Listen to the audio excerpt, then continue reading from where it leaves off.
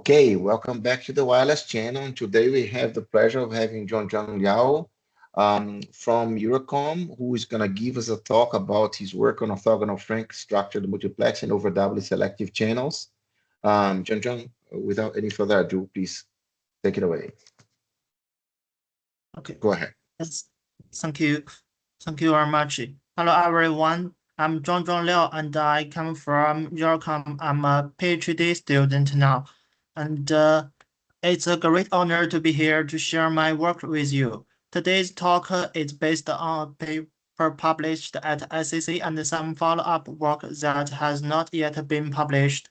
I will present orthogonal Frank structured multiplexing or OFSM for doubly selective channels.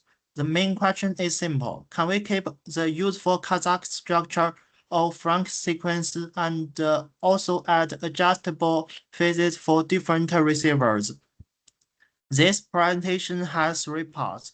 First, I will introduce the waveform construction. Second, I will show the quadratic phase design for the linear MMSE detector. Third, I will discuss the Iterative MRC receiver and its phase design.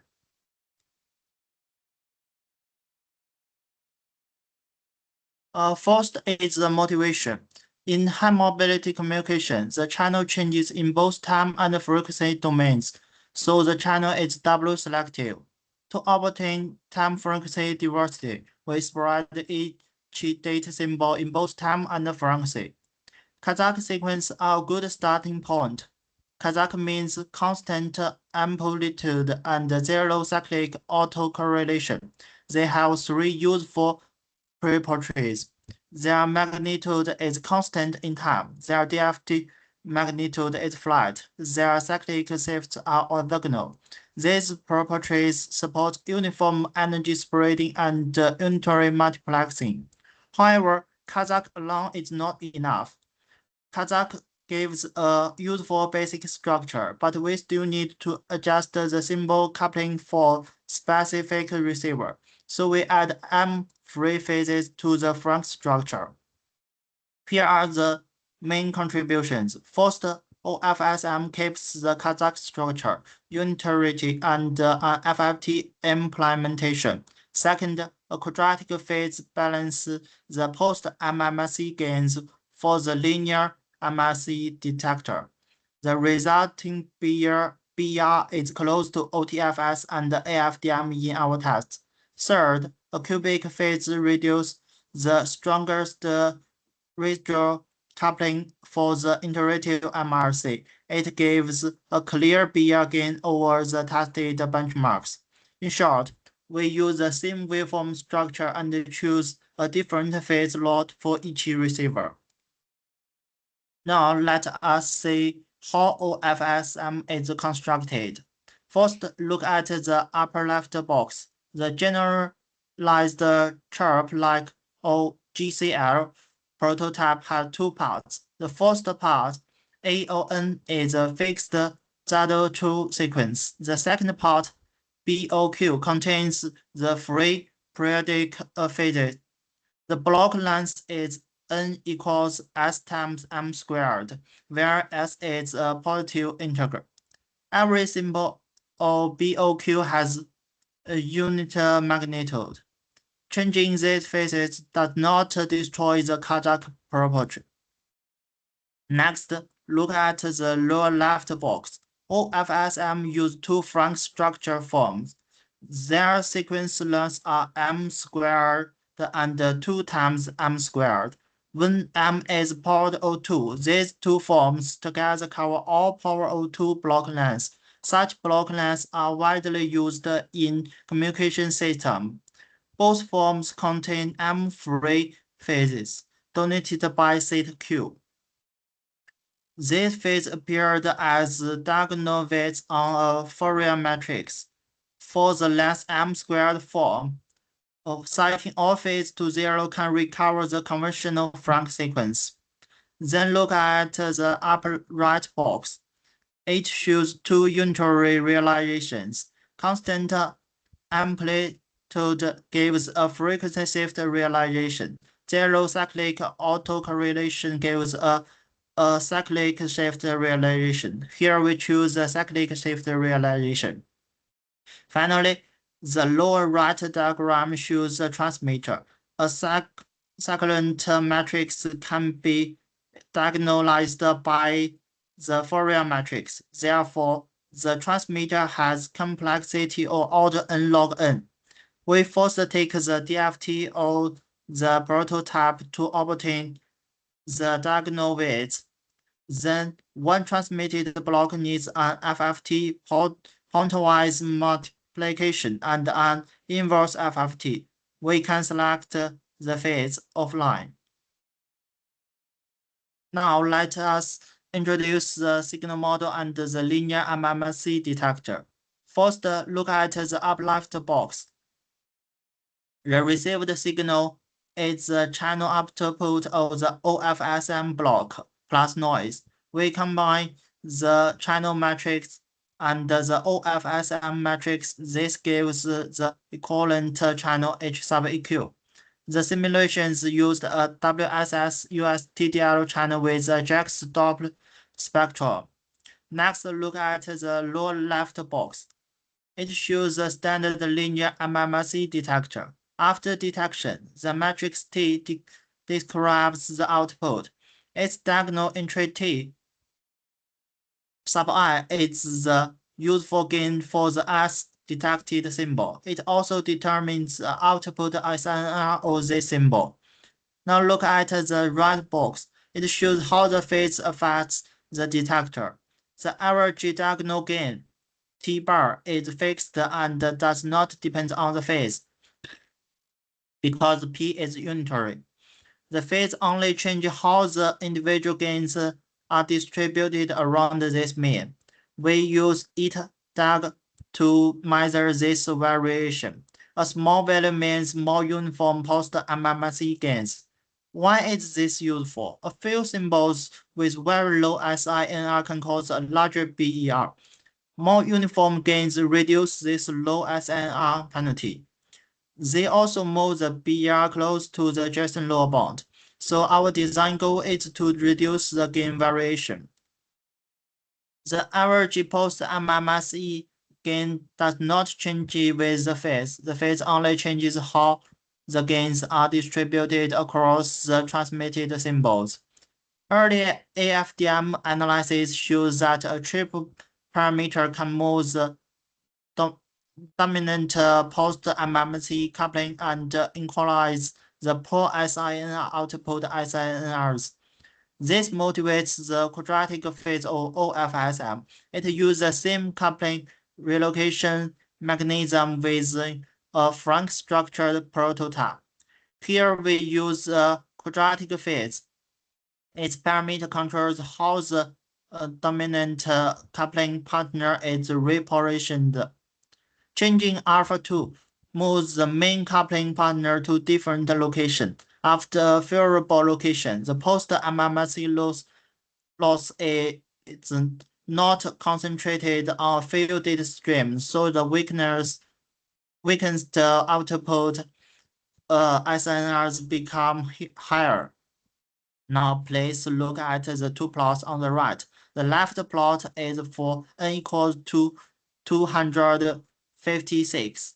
The right plot is for n equals to 512.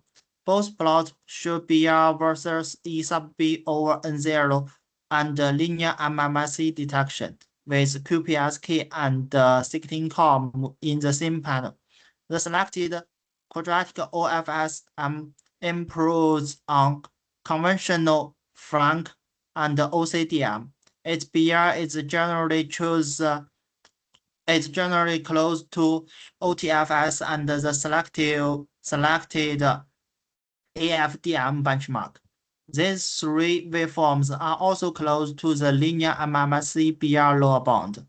So the quadratic phase works well with the linear MMSE detector. However, one linear detection step still leaves some interference. Next, we use Iterative MRC to reduce this interference. Now, let us move to the Iterative MRC receiver. First, look at the left box. The receiver starts from the hard decision of the linear MMSE detector. The function Q means the nearest constellation slicer.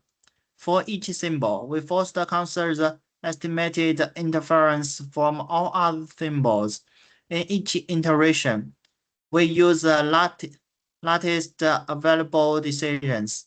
Then we combine the remaining signal with the channel vector of this symbol. After that, we make a new hard decision.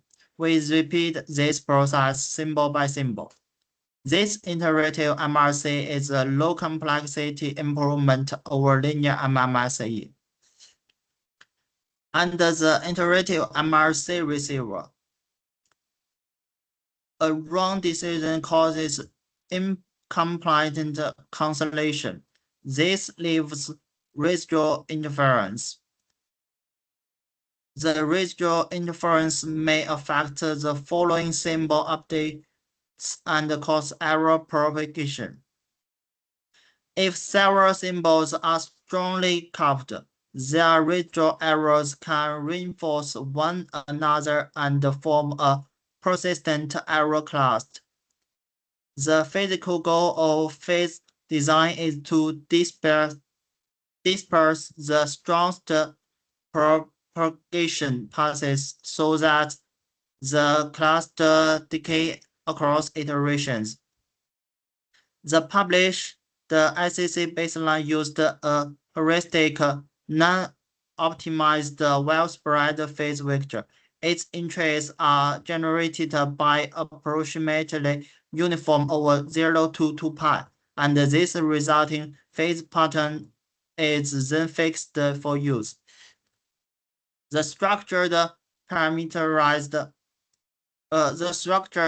parameterization uses the cubic phase family shown here. It provides controllable receiver-side coupling redistribution through a one-dimensional offline parameter search. It remains a structured heuristic rather than the unrestricted optimum. The ongoing work is four-dimensional phase optimization. We construct a receiver-oriented objective and optimize the complete m-dimensional phase vector. Now let us look at the iterative MRC simulation results. First, look at the two plots on the left. They show BR versus E sub B over N0.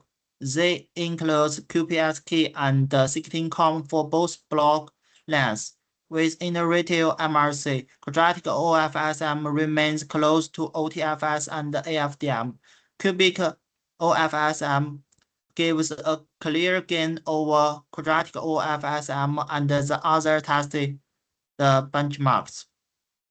Next, look at the two plots on the right. They show BR versus terminal speed. The speed range is from 20 to 120 meters per second. We use one fixed cubic parameter for each block length over the full range. Cubic OFSM gives a clear gain when the Doppler spread increases. These results support the previous physical explanation. The cubic phase reduces the important residual coupling for iterative MRC.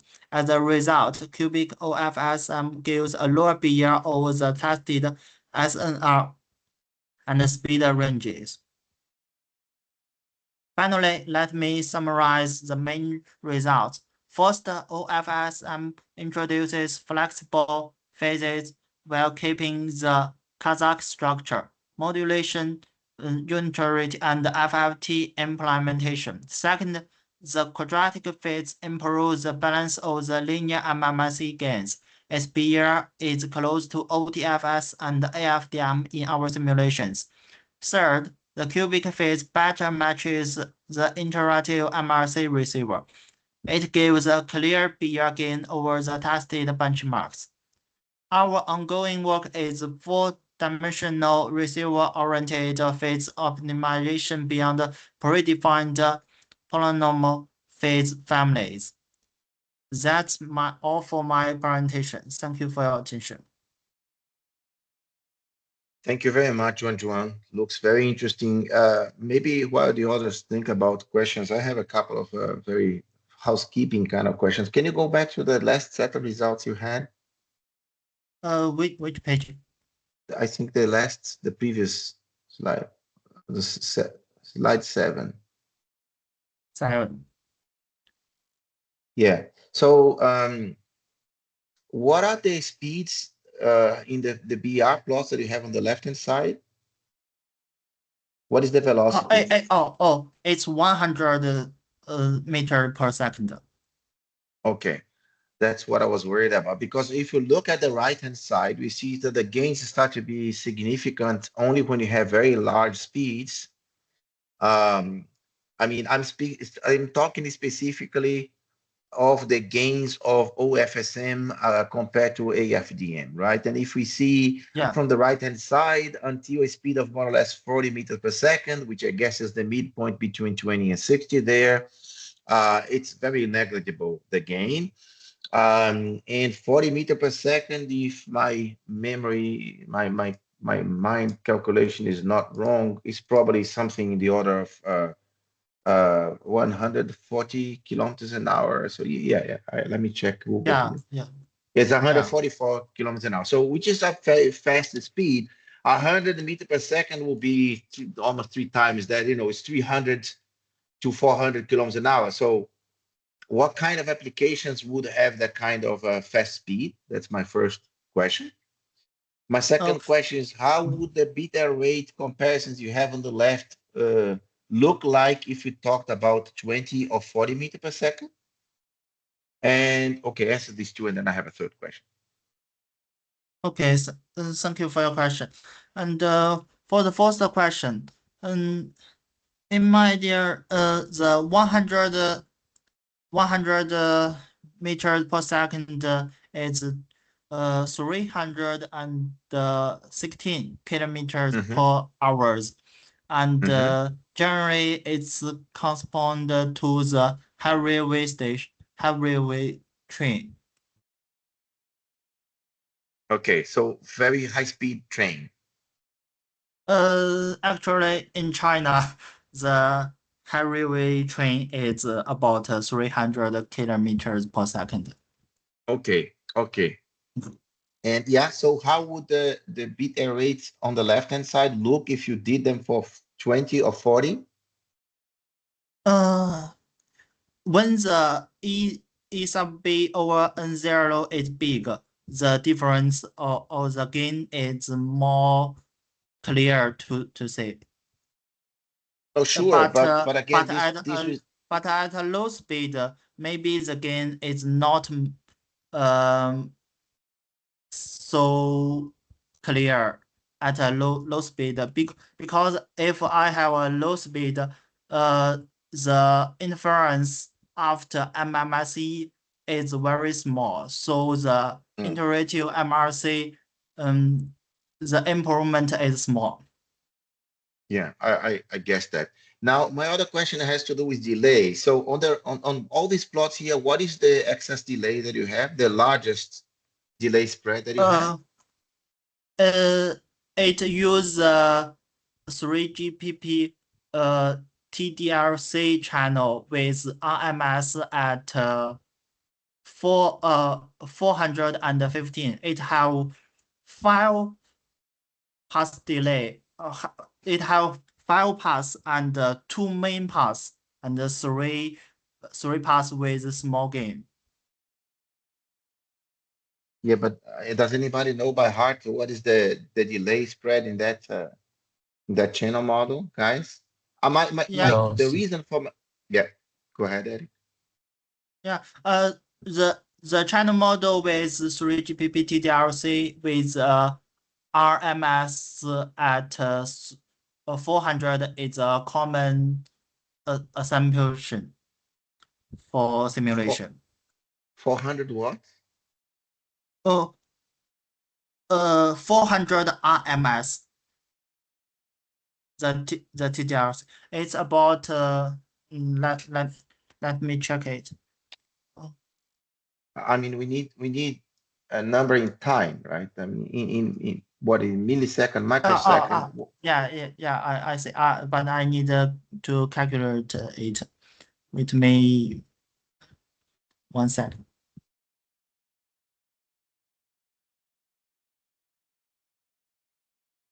From my experience, I know that this depends on the environment, but basically it can go from few nanoseconds if it's indoor, so 10, 20 nanoseconds, and if it's urban environment, can go to few hundred nanoseconds. So that is the range. Yeah, I guess you guys can I think it Yeah, should be yeah. 400 Yeah, nanoseconds. I think. calculate it. It's about 1,000 nanosecond. So Yeah, 1 microsecond, 1 microsecond.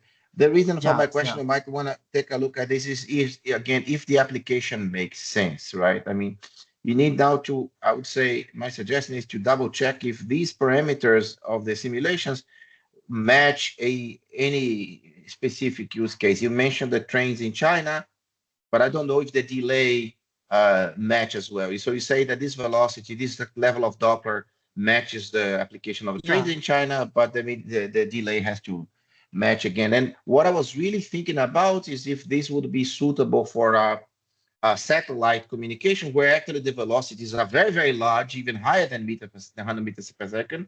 But then you also have a very long excess delay, but not a very large delay spread. So I guess all in all, what I'm trying to hint is it would be useful to make the simulations under specific use cases and pick the parameters for the use cases so that we can see in which use case this idea actually works as compared to it. Because right now, quite honestly, I would think that AFDMs are still damn good alternative here because OFSM requires very high, very extreme conditions to be superior to it. That's my reading.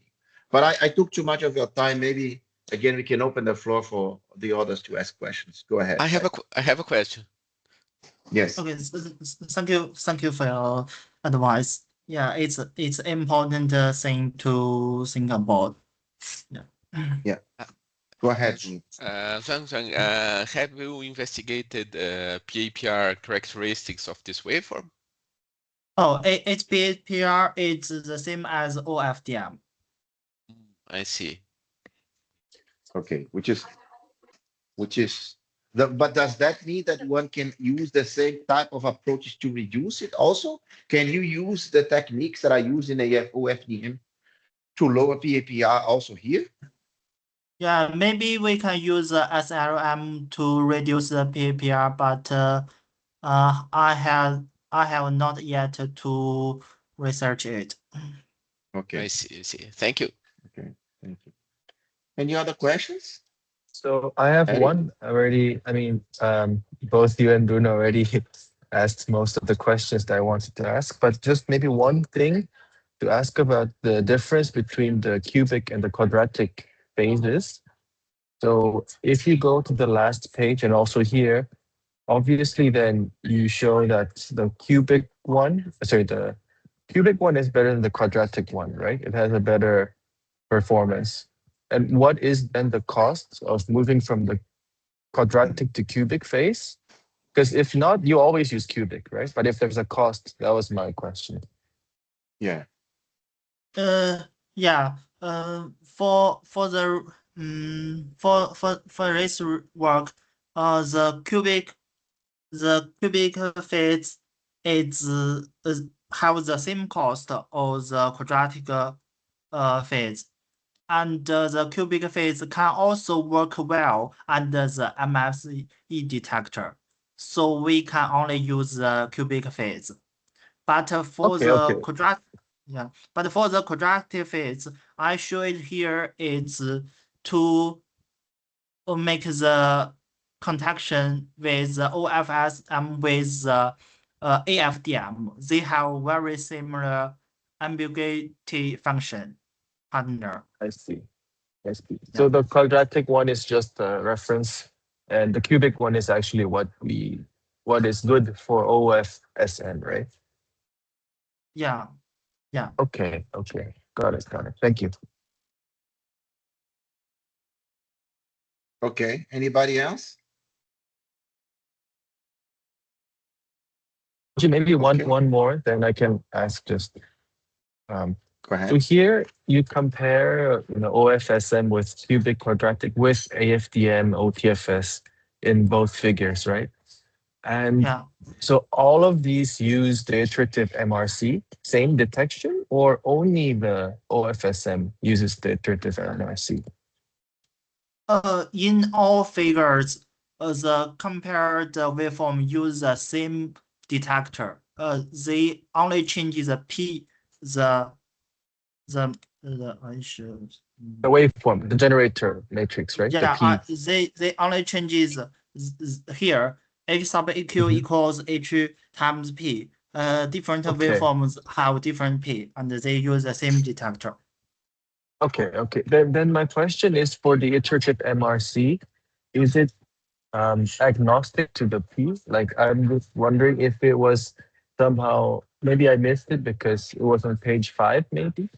But is this MRC Okay. detector somehow optimized for the matrix P for the OFSM, or is it just general to all? Yeah. Okay, no, it's general, right? It's general. Yeah, it's only a general detector. Okay. Thank you. That makes sense. Okay, that's it. Okay, thank you very much again.